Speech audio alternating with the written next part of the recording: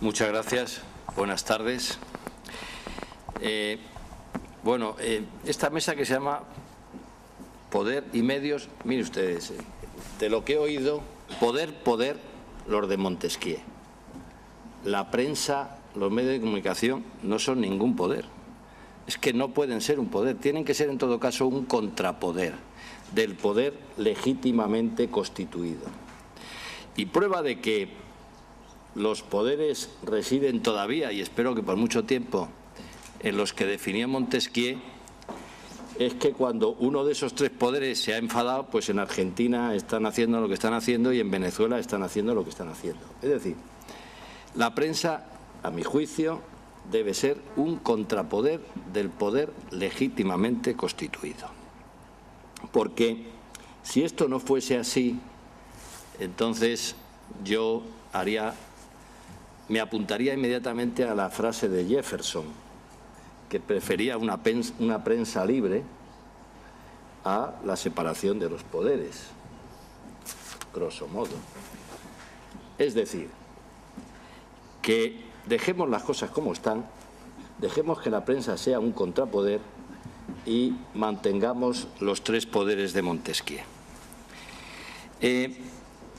Yo, más que hablar de televisiones privadas, yo voy a hablar como periodista, porque el tema este que han suscitado ustedes y que viene de otros lugares, pues es un debate muy importante y muy interesante. Claro, habría que empezar por hablar de medios públicos y medios privados. ¿Cuál es el poder de los medios públicos y cuál es el papel de los medios públicos y cuál es el papel de los medios privados? Yo creo que son distintos. Y si hablamos de medios privados y medios públicos, hablamos de prensa, radio, televisión, medios online. Por tanto, habría que fijar bien el mapa. Si hablamos de medios online, pues eso es un lío. Entonces se hace célebre la frase de que exceso de información produce desinformación. Y ahora hay un exceso de información y por tanto, una desinformación, yo creo que cada vez mayor. Cuando se habla de control público de la calidad de la información, a mí se me abren las carnes. Yo todo lo que sea, cuando un político habla de control público de la calidad de la información, yo desde luego empiezo a temblar. Porque es legítimo que el poder político tienda a ocupar el vacío que se crea y que tienda a ocupar un espacio mayor. Por eso, de ahí la importancia del contrapoder de los medios de comunicación. Pero hay un tema que se ha tocado aquí, se ha suscitado, periodismo. Bueno, si yo me remito al francés Boutellier, el periodismo a lo mejor ha muerto. Y lo que ahora tenemos es comunicación. Ya prácticamente no se habla de periodistas ni de periodismo, se habla de comunicación. La comunicación es la antítesis del periodismo. Claro, ahora son todos gabinetes de comunicación. El que quiere fijar algo en los medios de comunicación tiene que tener un gabinete de comunicación. Y, bueno, piano, todos han creado su gabinete de comunicación. Antes se enviaban esas cosas por fax, ahora se envían por correo electrónico y los medios de comunicación. Bien, decía que a lo mejor es que el periodismo ha muerto y que lo que hay ahora es comunicación. Y se ha impuesto la comunicación sobre el periodismo. Y comunicación no tiene nada que ver con periodismo, es la otra parte del mostrador. Los gabinetes de comunicación intentan ocultar lo que no conviene de la empresa a la que representan o de la institución a la que representan y ensalzar aquello que más les interesa. Y como se tiende a la ley del mínimo esfuerzo, pues entonces ya en las relaciones de los medios de comunicación, todo lo más a lo que se llega es a poner un titular a ese... A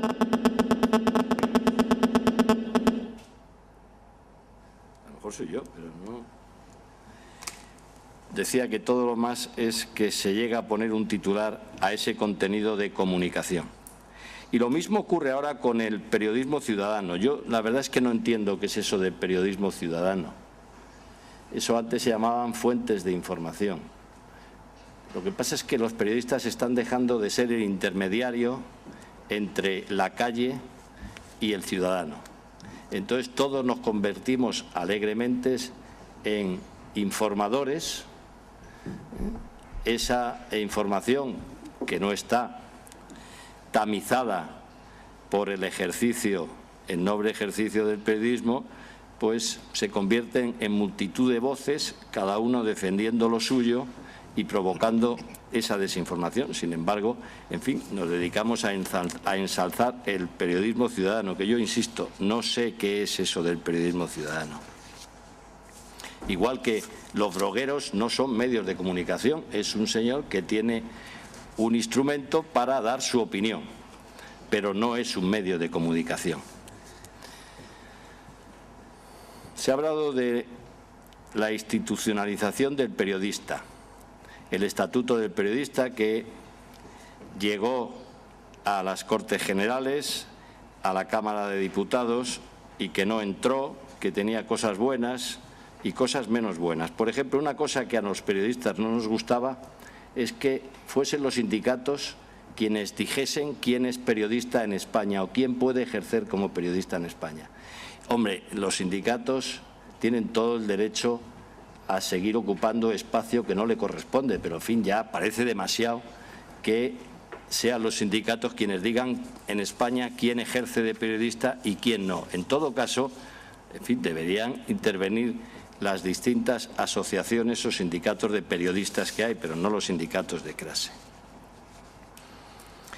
A mí, que los Estados intervengan para elevar la alfabetización mediática es algo que me parece muy loable, muy loable. Y está muy bien, pero claro, entre los objetivos que yo veo aquí que hay para esa alfabetización mediática, dice conocer y debatir especialmente la actividad de la Comisión, del Parlamento Europeo, del Consejo de Europa y de la UNESCO. Bueno, es que para que esto los ciudadanos se interesen por ello, estas instituciones tienen que hacerse interesantes. Y la verdad es que en los últimos años, pues por ejemplo, de europeísmo, en fin, va quedando poco. Al final la gente percibe que aquí mandan siempre los mismos, que defienden los intereses del Estado en lugar de los intereses de los ciudadanos europeos. Y yo estoy convencido que para difundir la idea de Europa, para difundir la labor de estas instituciones, pues, en fin, no hace falta ninguna labor de alfabetización, hace falta que se hagan cosas que de verdad interese al ciudadano. Hay una cosa que sí me parece, y ya termino con ello, porque yo he suscitado varias cosas que probablemente pues, pueden ser útiles para un debate. Si queremos recuperar el periodismo, el buen periodismo, el periodista, hay que hacer muchas cosas. Entre ellas, probablemente, una muy importante. Yo soy de los que creo que no existe periodismo sin editores, ni editores sin periodistas. Y creo que lo que hay que hacer es recuperar la figura del editor de medios de comunicación. Se ha hablado de conglomerados, efectivamente. Hay muchos conglomerados mediáticos que tienen intereses en muchas cosas. Se ha hablado de Dassault, se ha hablado, en fin, de industriales que tienen sus intereses en actividades como la fabricación de armas y que se han encontrado el ciudadano con que son accionistas mayoritarios de medios de comunicación. Bueno, pues quizá haya que trabajar algo sobre las condiciones que tiene que cumplir un editor. Yo creo que bastaría con que los editores declarasen cuáles son sus intereses industriales, y que se supiese. A lo mejor solo basta con eso, o a lo mejor hay que ponerles algunas condiciones mayores.